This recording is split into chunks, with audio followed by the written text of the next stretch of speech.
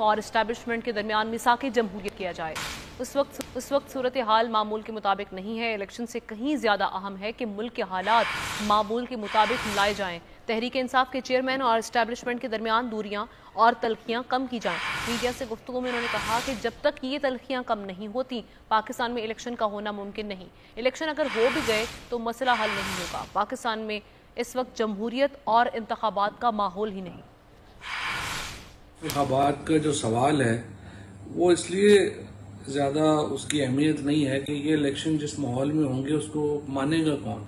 इस वक्त जितनी तलखियों में ये मामला आगे जा रहे हैं, ये सवाल ही जो है वो इररिलेवेंट है, गैर ज़रूरी है कि क्या इलेक्शन होंगे या नहीं होंगे।